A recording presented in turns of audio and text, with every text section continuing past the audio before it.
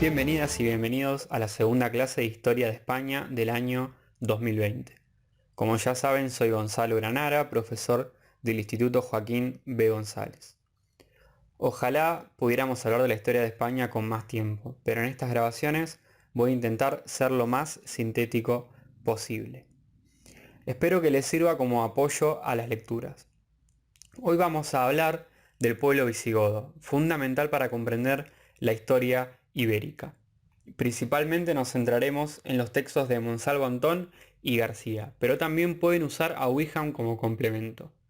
Wickham es un historiador muy prestigioso que aportó conceptos fundamentales para entender cómo el Imperio Romano se desmorona y surge un nuevo orden. En las primeras clases de este curso vamos a construir una buena base cronológica para después abordar problemas historiográficos concretos, como por ejemplo, qué es el feudalismo, cómo surge y cómo termina, o qué implicó la conquista musulmana de la península ibérica. Sin mayores introducciones y aclaraciones, vamos a recapitular lo que vimos en la clase anterior. En esta construcción de Hispania o Spania como concepto, vimos que antes del dominio de Roma, en el siglo III a.C., había pueblos que se asentaron en la península ibérica y dejaron rastros culturales o fundaron ciudades. Vimos muy rápidamente a los celtas, los íberos, los celtíberos y los tartesos, ahí por la zona de la Huelva actual. Los fenicios y los griegos también colonizaron el sur de la península, pero principalmente se quedaron en las zonas costeras, fundando ciudades mercantiles con fines comerciales. Por ejemplo, los fenicios van a dejar el cultivo de la vid, el torno alfarero o la escritura, mientras que los griegos van a dejar el cultivo de la oliva, la cría de gallinas y la moneda. Este breve repaso es para que tengamos en cuenta que diferentes pueblos fueron dejando sus huellas en la península ibérica. Pero en una segunda etapa, sí ya tenemos la puja entre Cartago y Roma por hacerse del control de la península. Y este control fue más directo, con una idea de explotar directamente los recursos y ocupar militarmente el territorio. De la puja entre Cartago y Roma, la clara vencedora es Roma y pasa a romanizar la península en un proceso bastante largo, y vimos que las zonas norteñas, donde principalmente estaban los astures, vascones, cántabros y otros pueblos, fue más difícil de dominar. Avanzando bastante en el tiempo, vamos a ver directamente la crisis del Imperio Romano, que es donde llega el momento que nos compete a nosotros para explicar el surgimiento del reino visigodo. En el siglo III de nuestra era, el Imperio Romano sufre una crisis muy importante, con problemas estructurales y problemas coyunturales. En lo estructural tenemos que decir los problemas relacionados con la inflación y la recaudación de impuestos, que están asociados a los militares y coyunturales, que tienen que ver con sostener la frontera contra el imperio persa y contra los pueblos germánicos que ya estaban intentando romper esos límites imperiales.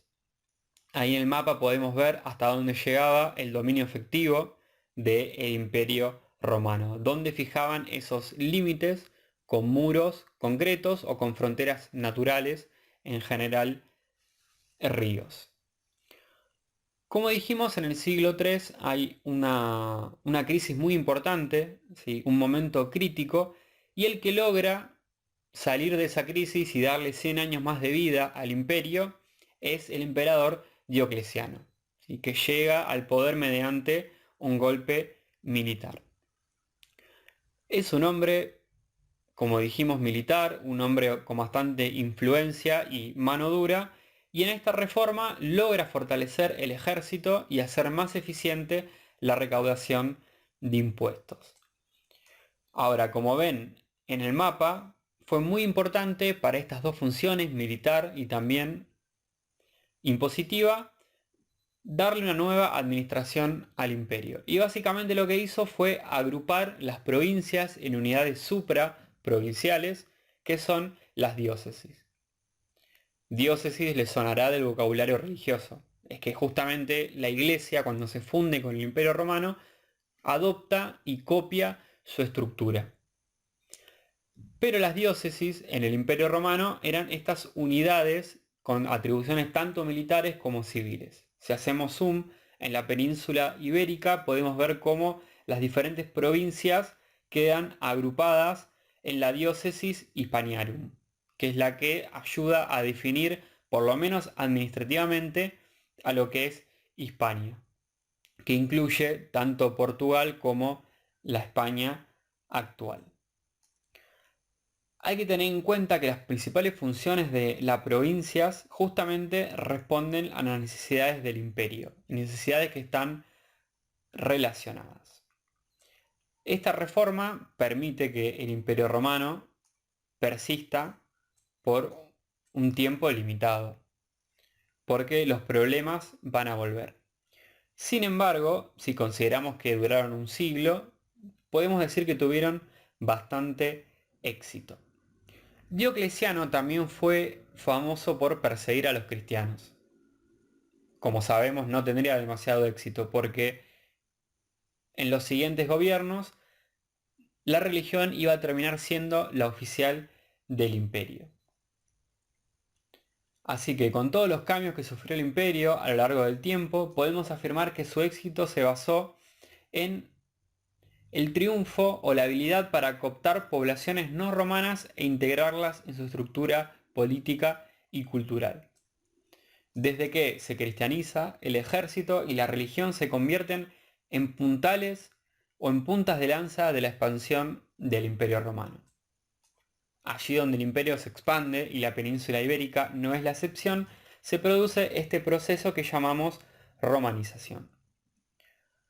Podemos ver que esta romanización tiene diferentes aspectos y en lo lingüístico implica un reemplazo de las lenguas autóctonas por el latín. En cuanto al administrativo, ya vimos que implica imponer una estructura administrativa que reemplaza a la organización tribal, que luego veremos, que tienen estos pueblos. Lógicamente, el paganismo es reemplazado también por el cristianismo. Y esto implica que la estructura de la iglesia se replique en ese territorio. En cuanto a lo agrario, que quiere decir cómo organizan la explotación del suelo, se supone que estos pueblos eran comunales, practicaban el comunalismo. En este comunalismo es en el que Marx se inspira para pensar el comunismo como un modo de producción que emancipe al proletario. El Imperio Romano tiene una estructura esclavista, ¿sí? Se basa en grandes latifundios o villas esclavistas en la cual trabaja esta mano de obra forzada. Allí donde el Imperio Romano se expande, también lleva o impone esta forma de estructurar los dominios agrarios o el paisaje agrario. Es opuesto obviamente al comunalismo, donde toda la comunidad tiene acceso de forma colectiva a los bienes. También y finalmente modifica la organización gentilicia. La organización gentilicia quiere decir que las personas se vinculan mediante los lazos familiares y esos lazos familiares también forman unidades políticas. El Imperio Romano intenta establecer lazos de tipo estatales o públicos, centrados principalmente en las ciudades. La ciudad o el municipio romano es la unidad en la cual queda representada la élite local y tiene arraigo en el territorio. De esta forma, las solidaridades familiares cambian y prevalecen una identificación con la ciudadanía romana, con formar parte del imperio. Sin embargo, a pesar de este éxito duradero del imperio, en el siglo V llegaría su colapso. Tradicionalmente, este periodo es fijado como el principio de la Edad Medieval. La Edad Medieval es otro concepto y otro problema para la cual necesitamos una materia entera. Pero en Historia de España intentaremos brevemente entender cómo se produce una transición desde una realidad que es el Imperio Romano, que es un imperio centralizado, expansivo, que intenta ser universal y controlar todo el mundo conocido. Pensemos que en ese momento todavía no se había descubierto que existían otros continentes después de los mares y el mundo mediterráneo era el mundo conocido. ¿Cómo sucede que esta gran unidad se desintegra y aparecen diferentes reinos? Como el reino visigodo, el reino franco, el reino ostrogodo, el reino vándalo, etc. ¿Cómo se produce este proceso? ¿Y quiénes fueron los responsables de la caída del imperio?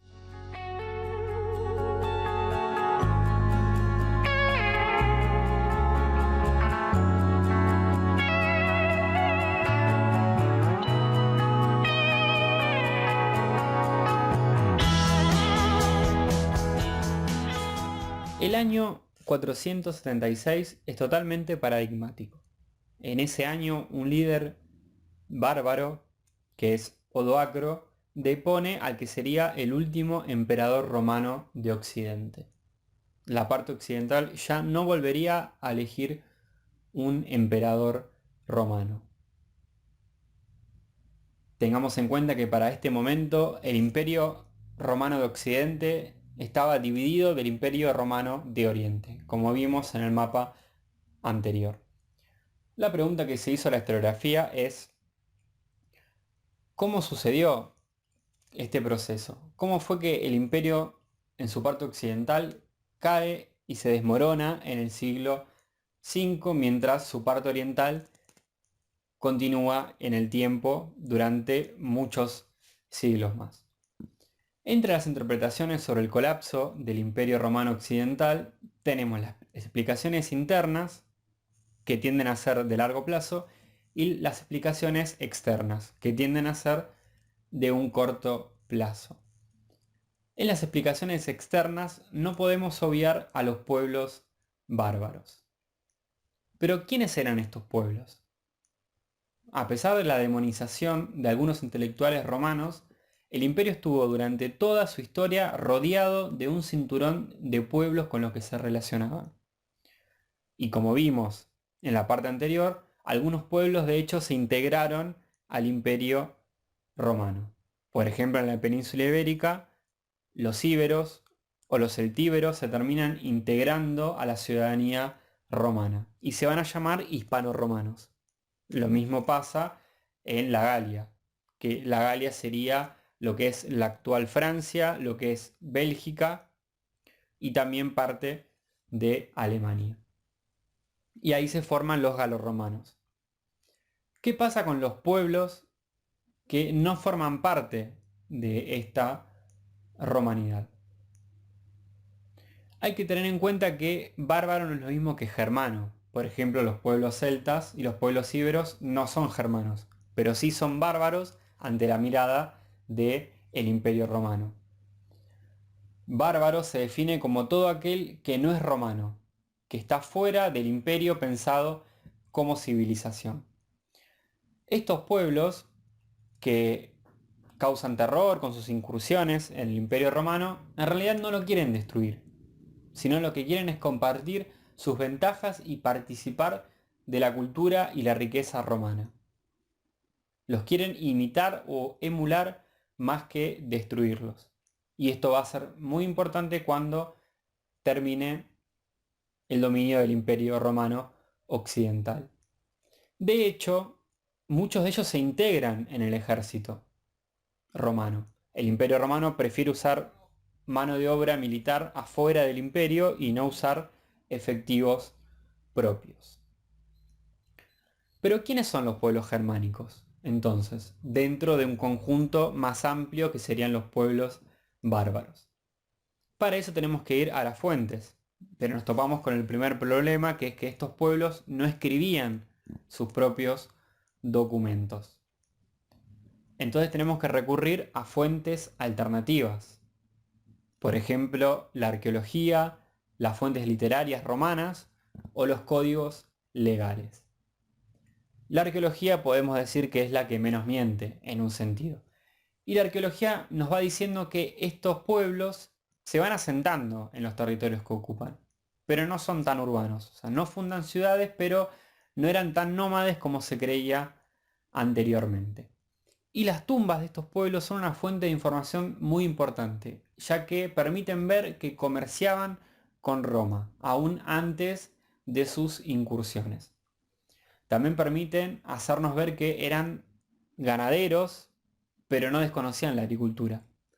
Y complementaban estas actividades económicas con el pillaje, ¿sí? Con esta forma rápida de incursión relámpago más allá de las fronteras del imperio para conseguir recursos. Pero si podían también se saqueaban entre ellos, lógicamente. Y los romanos escribieron sobre ellos. Pero la fuente más importante es la de Tácito, que escribe Germania cerca del año 100. Este no es un trabajo etnográfico, es un tratado de moral, y lo que quiere es amonestar la decadencia romana. Entonces retrata a los pueblos germánicos como seres nobles, infantiles y heterosexuales. Sí, como seres heterosexuales, queriendo ensalzar la contención de estos pueblos contra la promiscuidad romana. Sin embargo, lo que nos dejan ver esas fuentes es que no tienen un gobierno central fuerte para esta época. Se organiza según caudillos, pequeños caudillos militares con seguidores, que se van a llamar comitatus. Y después vamos a ver por qué es importante este concepto.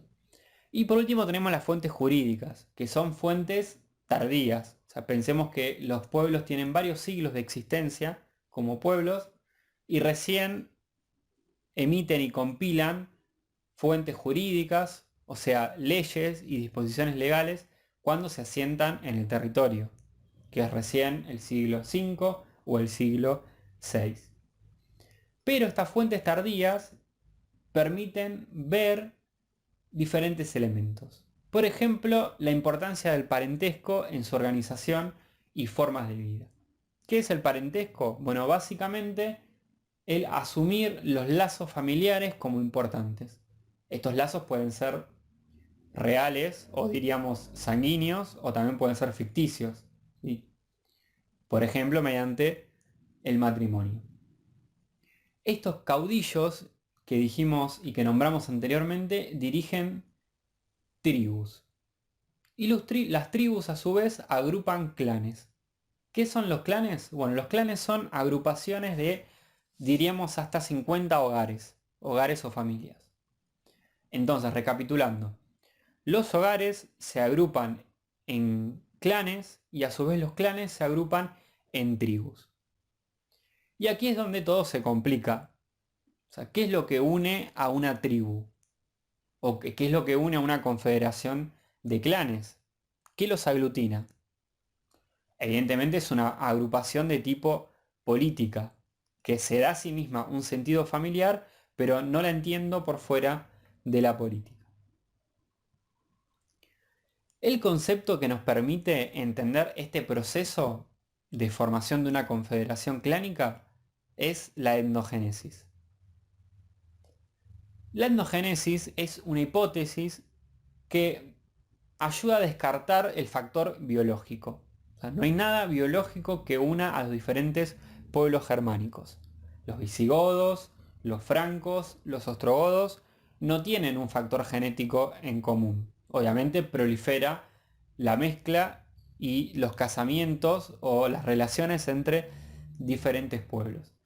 Entonces, este concepto nos ayuda a entender que los pueblos probablemente se definen en oposición al imperio. O sea, el imperio les pone etiquetas para diferenciarlos. Por ejemplo, dicen, bueno, ahí están los visigodos, son un pueblo de temer, nos quieren invadir.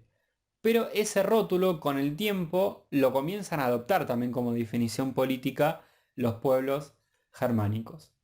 Para hacerlo más sencillo, pensemos en los pueblos originarios de Argentina durante la formación del Estado Nacional. Seguramente existían grandes diferencias entre pueblos, o realmente no estaban unidos las diferentes tribus o clanes. Pero los agentes del Estado, las autoridades del Estado en formación, los etiquetan y negocian con diferentes dirigentes, así fomentando procesos de consolidación política o también divisiones. Bien, este concepto es lo que llamamos etnogénesis. Es el nacimiento de una etnia. Son agrupaciones étnicas ficticias de diferentes hogares que se unen y que reivindican un antepasado en común que los emparenta. Obviamente, este antepasado en común suele ser ficticio y mítico, pero ayuda a integrarlos en una familia común que es más amplia y que excede el hogar, la casa o la comunidad propia. Entonces, por ejemplo, los visigodos no tienen un factor biológico en común. No se puede detectar mediante ADN. En realidad designan una agrupación política. Lo interesante de este concepto de etnogénesis es que también nos permite seguir las transformaciones que tienen a lo largo del tiempo y que también tienen consecuencias sociales. El identificar a un pueblo produce la demarcación de un liderazgo político. O sea, quien se relaciona con los romanos y trata con ellos, logra ascender en la comunidad y además dirige expediciones militares. Porque la otra cara del ataque militar es la negociación. Lo que hacen es golpear y negociar con el Imperio Romano. Mediante el éxito militar, los caudillos van tomando mayor importancia y con el tiempo se transforman en reyes. Toman prestado el término rex del latín, lo cual es sintomático de cómo la influencia romana los ayuda a definirse. ¿Los romanos crean los reyes visigodos o francos? No, pero los ayudan a definirlos jurídicamente. Y también crecen las diferencias sociales dentro de cada pueblo. O sea, en la medida de que algunos tienen más prestigio y más recursos por los saqueos o por dirigir las expediciones. Y en síntesis, el prolongado contacto a lo largo de los siglos que tienen romanos y germanos hace que las diferencias entre ellos se atenúen. Vamos a ejemplificar y bajar todo esto a tierra en los godos. No sabemos bien dónde se originan los godos, tenemos que ser sinceros. Entonces, esos mapas con flechas que dicen los godos surgieron acá y se trasladaron hacia este otro lugar, pueden servir para ordenar, pero no son precisos. Los usamos porque no tenemos algo con lo cual reemplazarlos. Y eso es la realidad.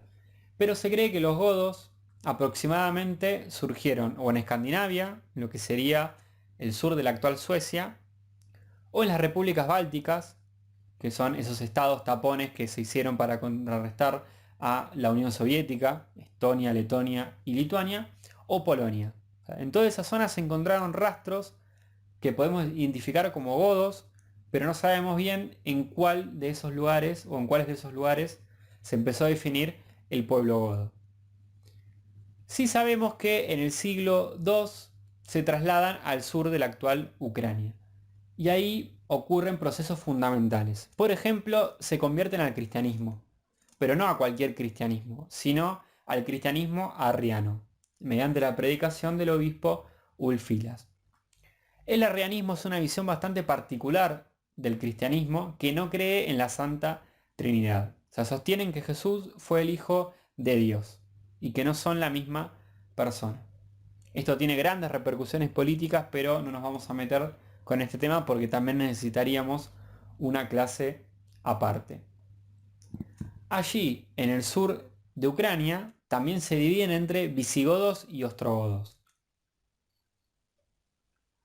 Los visigodos serán los que ocupen Hispania y los ostrogodos Italia. Pero antes de esto, van a cruzar el río Danubio por presión de los hunos, otro pueblo que es bárbaro pero que no es germánico, sino que proviene de las estepas asiáticas. El Imperio Romano intenta controlarlos, pero luego de la célebre batalla de Adrianópolis, en el año 378, quedan libres por los Balcanes. y el imperio, cansado de sus correrías, prefiere utilizarlos como soldados y se empiezan a integrar en el ejército romano. En el año 410 es cuando saquean Roma, que es un hito muy importante y resonante. Ahora veamos brevemente al rey Alarico.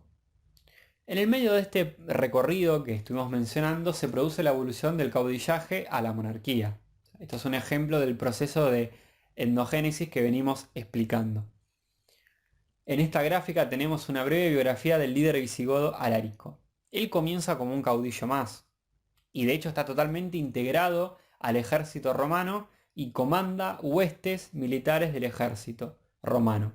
Y de hecho ayuda al imperio para combatir otros pueblos bárbaros, por ejemplo, a los francos.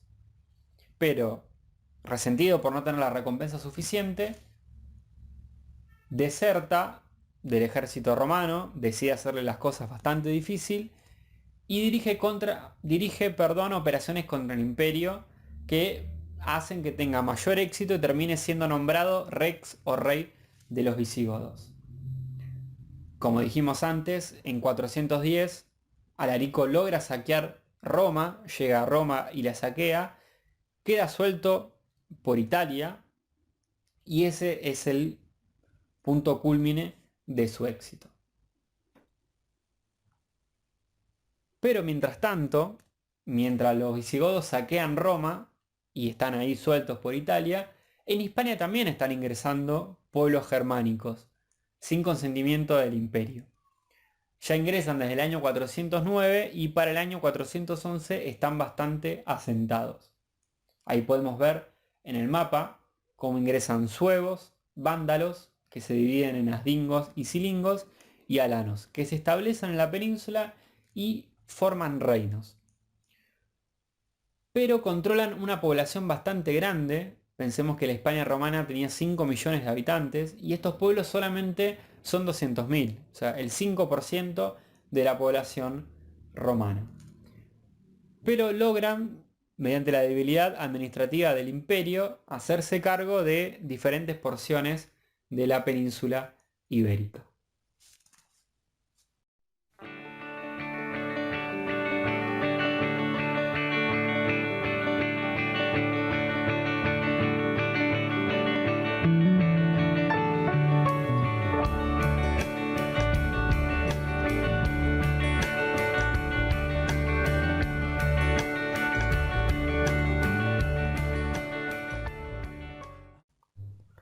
Hasta el momento estuvimos analizando todo el recorrido que hizo el pueblo visigodo para llegar hasta el interior del Imperio Romano. Como podemos ver en esta línea de tiempo muy resumida, si dividiéramos en etapas el reino visigodo, desde que Alarico se convierte en rey, pasa un breve tiempo hasta que logran un pacto de federados con Roma, que ya vamos a ver qué implica. Y en el 476, cuando termina el Imperio Romano Occidental, ya están asentados en el sur de la Galia, que corresponde al sur de Francia actual. En el 507 son expulsados de la Galia por otro pueblo germánico, los francos, y ahí comenzaría el reino arriano de Toledo. Hasta que en el 587 el rey visigodo Recaredo se convierte al cristianismo romano, que hoy llamamos catolicismo, y terminaría lo que vamos a ver en la clase de hoy. Pero primero empecemos con el proceso de asentamiento en las Galias. Ese gran dolor de cabeza que le generan los visigodos a las autoridades imperiales de Occidente les facilita realizar un pacto con los romanos, que es el famoso pacto de Foedus o de federación. El que lo hace o el que lo contrata en realidad es Balia, rey visigodo que gobierna entre el 415 y el 419, como pueden ver en la pantalla. Pero el que va a hacerlo concreto, el que se va a trasladar con el pueblo visigodo al sur de las Galias, es Teodorico I, que es el sucesor de Balia. ¿Qué implica este pacto de federación? Implica que el Imperio Romano le cede tierras a los visigodos a cambio de prestaciones militares, o sea, básicamente que los ayuden a combatir al resto de los pueblos, y muy en concreto de los pueblos que habían entrado en la península ibérica. Se van a asentar cerca de Tolosa, o la ciudad francesa actual de Toulouse, que va a ser la capital de la monarquía. La aristocracia visigoda se va a alojar en el territorio cerca de la capital y va a usar el régimen de hospitalitas. ¿Qué es el régimen de hospitalitas? Bueno, básicamente es un término jurídico que proviene de los alojamientos militares en situaciones excepcionales realizadas por las tropas romanas. ¿Qué es lo que hace? Habilita a los beneficiados a utilizar 2/3 de los espacios cultivados, también una parte de los bosques y una cantidad determinada de esclavos. Ustedes se pueden imaginar que estas tierras no son repartidas en forma igualitaria entre todos los miembros del pueblo visigodo, sino que las tierras caen en manos de los más poderosos, de una incipiente aristocracia. Esto lo que hace es aumentar aún más la diferenciación social y contribuir a romper las solidaridades gentilicias o familiares. Esto quiere decir que no importa tanto como antes de quién sos pariente o de qué comunidad, a qué comunidad perteneces, sino que los menos poderosos no reciben tierras y tienen que empezar a depender de las cesiones agrarias o de trabajar para otros que son los que van a empezar a tener los medios de producción y se van a separar como una capa superior del pueblo visigodo. También se produce una fusión biológica entre los galorromanos, que son este híbrido, digamos, entre romanos y galos, que los galos en realidad son celtas, que estaban en el sur de la Galia, y los visigodos. Pero esta fusión es por escalafón social, lo que quiere decir que la aristocracia visigoda se fusiona con las élites locales galo-romanas, mientras que el campesinado libre romano, recordemos que los esclavos quedan afuera, son solamente un objeto para el pensamiento de la época, se fusionan con el campesinado germánico. Ya los campesinos romanos, como veremos posteriormente, van a estar cada vez más condicionados en su libertad y van a empezar a entrar en dependencia de terratenientes romanos. Pero profundizaremos, en el aspecto económico más adelante.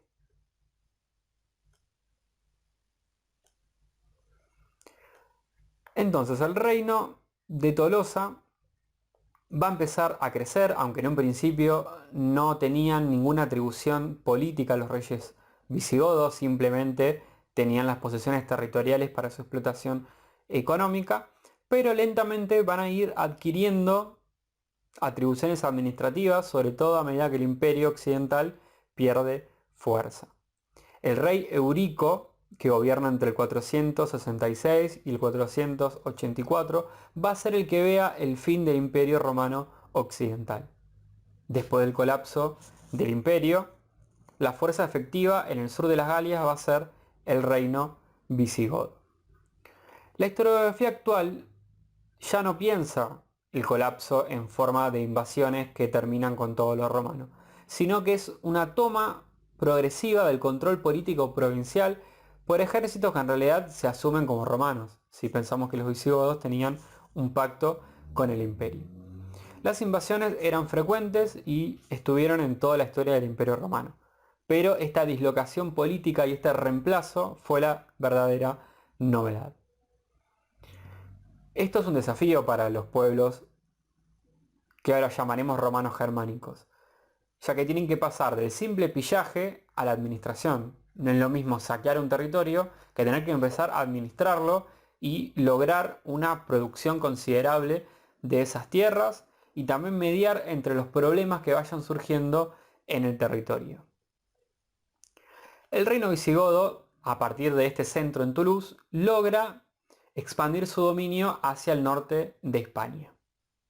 En realidad ya habían ocupado el norte de la península antes del fin del imperio, con el pretexto de combatir otros pueblos, pero después se quedan. Logran expulsar a los vándalos y a los alanos. Mientras que los suevos los vencen en el 456 y los arrinconan, pero no los expulsan totalmente. Ahí en el mapa podemos ver cómo logran una expansión muy importante con Eurico. Vemos la diferencia entre el 476 y el 477, que ya dominan casi toda la península, salvo ese reducto norteño y el reino suevo. El fortalecimiento, de la monarquía de Tolosa se va a producir en el gobierno de Eurico, principalmente, pero también de Alarico II. De estos periodos tenemos recopilaciones legales, como el Código de Eurico y el Brevario de Alarico, que dan muestras de la intención de legislar sobre visigodos y romanos por igual, unificando la población dominada. Se preguntarán por qué los estoy torturando con reyes y códigos legales visigodos, pero sin entender cómo se va conformando el reino, la monarquía, el derecho y cómo se va conquistando y administrando el territorio, no podemos entender los procesos que vienen después. No vamos a entender las monarquías, no solo en España, sino en Europa, ni vamos a entender el paso del feudalismo al capitalismo, por solo dar un ejemplo. Volviendo a Eurico y Alarico, tenemos que decir que con Alarico toman mucha importancia los concilios o sínodos eclesiásticos, que básicamente son reuniones de obispos del territorio o hispánico o galo. En un principio estos concilios van a ser para tratar temas religiosos, pero pronto van a empezar a tratar temas políticos y se van a convertir en un espacio de diálogo entre la aristocracia clerical, porque el clero también se transforma en aristocracia, y la monarquía. El segundo sínodo, que es el de Hispania, no llega a producirse por la coyuntura bélica. Los francos terminan derrotando a los visigodos, los expulsan del sur de las Galias y esto finaliza con la experiencia tolosana.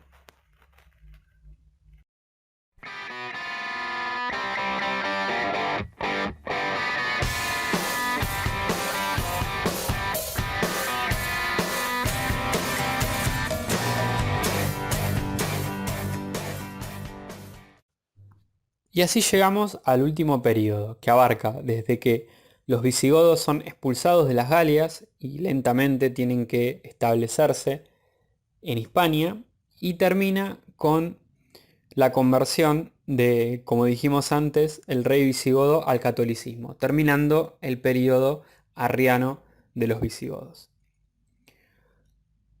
Bien, en un principio, después de esa guerra que deja tan mal parados a los visigodos y los expulsa de las Galias, viene el periodo denominado intermedio ostrogodo. La intervención de los primos de los visigodos permite que este pueblo o esta monarquía conserve la Septimania, que es esa zona que está en el sur de Francia. Pero van a tener continuidad como monarquía bajo la tutela de los ostrogodos.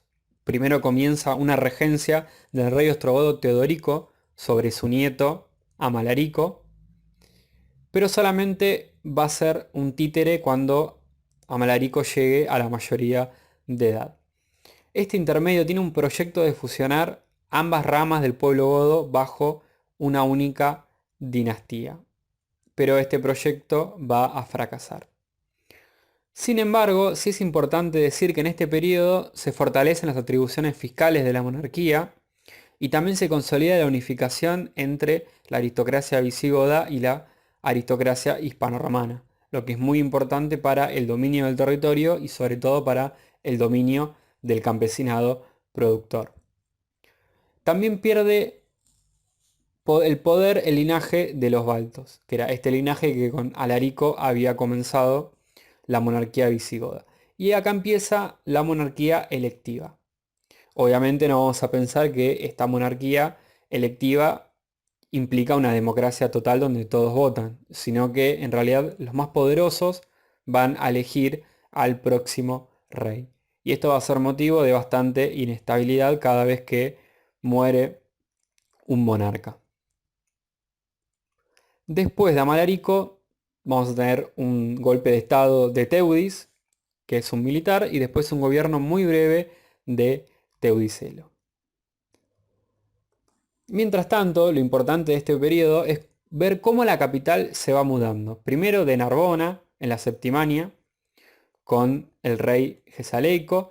Después se muda a Barcelona con Amalarico y se cree que con Teudis termina mudándose a Toledo. Y Toledo va a ser la capital fija del imperio, perdón, del reino visigodo hasta su fin con la invasión musulmana.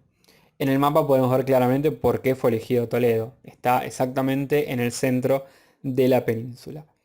Y además estar totalmente rodeado casi por el río Tajo, que ahí lo vemos en el mapa, lo que lo hace muy fácil de defender. Cuando finaliza la tutela ostrogoda hay un periodo de relativa anarquía. El que va a gobernar es el rey Agila, pero con un reinado muy inestable. Durante su reinado se produce la rebelión de Atanagildo contra Agila. Obviamente no voy a pretender que recordemos de memoria todos los nombres de los reyes visigodos, ¿no? Agila, Atanagildo, van a ver Recaredo, Hermenerico. Pero eso es importante ver qué es lo importante de cada reinado y cómo se va consolidando la monarquía como institución, a pesar de la inestabilidad de los nombres que van pasando por la monarquía. Cuando Atanagildo se rebela contra Agila, el Imperio Romano de Oriente le ofrece ayuda. Atanagildo acepta, pero intentando recuperar su esplendor, el Imperio Romano de Oriente, que ya a esta altura se llama Imperio Bizantino, intenta ocupar la costa sureña de Hispania, y de hecho lo va a lograr. Cuando Atanagildo vence, quiere expulsar a los bizantinos, pero lógicamente ya es tarde y va a costar un par de décadas expulsarlos.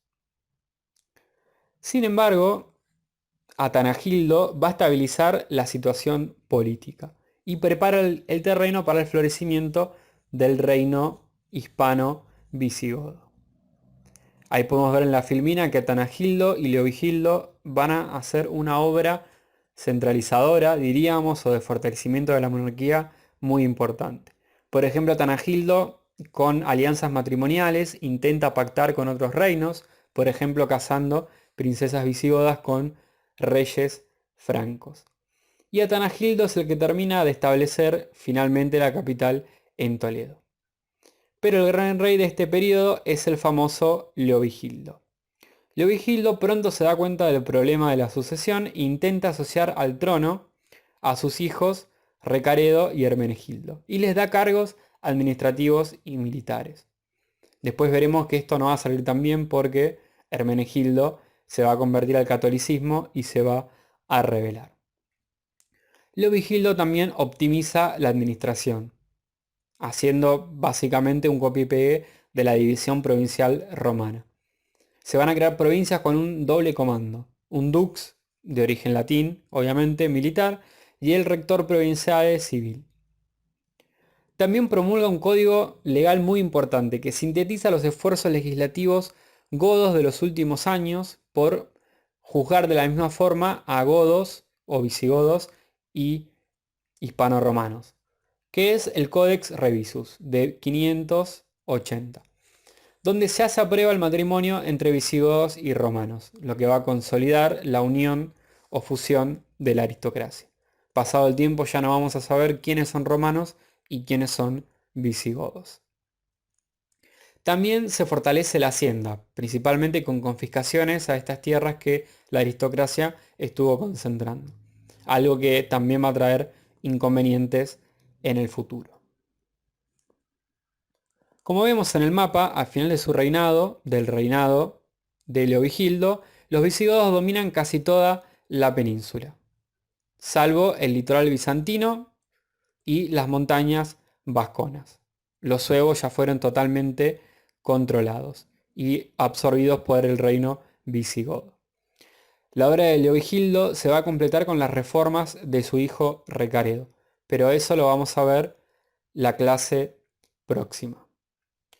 Como vemos en la línea de tiempo, la próxima clase vamos a entrar directamente al Reino Católico de Toledo y entender un poco más cómo funcionaba, tanto política, social como económicamente. Así que nos vemos directamente, o en realidad nos escuchamos en la próxima clase.